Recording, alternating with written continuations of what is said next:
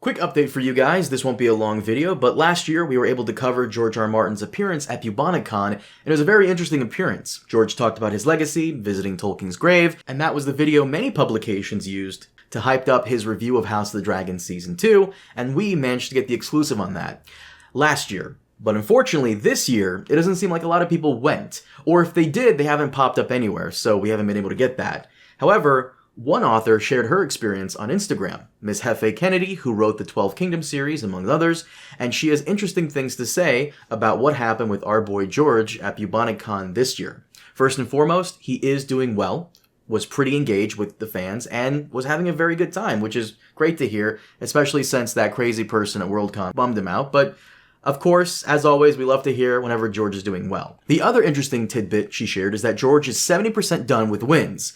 Now, if you scroll through my comments on this video, or on Twitter where I posted this update, you'll probably notice some people flipping out on this because George himself said almost 3 years ago now, on The Late Show with Stephen Colbert, that he was 3/4 of the way done. Somehow we just lost 5% on that progress. We're going backwards, not forwards.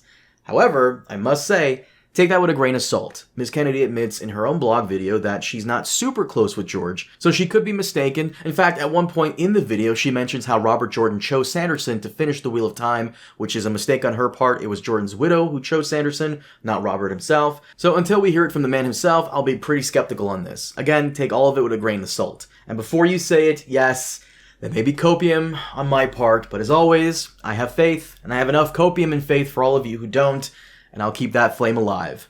Lastly, Ms. Kennedy said something quite interesting, and it ties into something I keep saying, which is that I think George should consider having people come in and help him finish. According to her, George has received quote-unquote offers and opportunities to have it done, and of course he declined. Now, every time I say something like this, the usual suspects march into my comments to announce for the 300th time that George has stated over and over again he doesn't want anybody finishing it for him. Yes, I know. But what I didn't know is that people have offered to do it for him. As for opportunities, that he's had. This is something I've seen before, and I do believe she's referring to Ty Frank and Daniel Abraham, who I call George's proteges. This deserves its very own video because I get flack every now and then for saying George should bring them in to help him out, and the reason I say this is because both of them know how it ends. George told them exactly what happens on the final page of A Dream of Spring, by their own admission. But according to them, this opportunity isn't there anymore. About 5 years ago, Ty Frank stated that there was a time they could have, only with George's blessing, paid Daniel Abraham and I enough to do it. That time has passed. And yeah, I kind of get that, seeing as how a lot of readers all over treat Sanderson as the finisher instead of an author in his own right. Nobody wants that reputation, or even the insane task, the anxiety, just the hajita, just the bullshit of finishing one of the greatest fantasy books ever written. And if you get it wrong, they're always going to get on you for that. You will always be known as that guy that ruined A Song of Ice and Fire.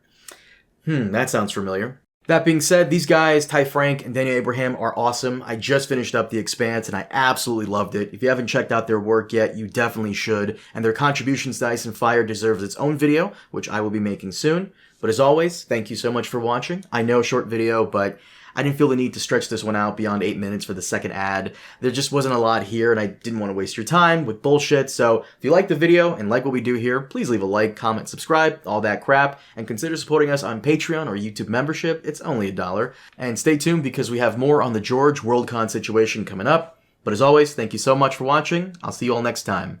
Have a good one.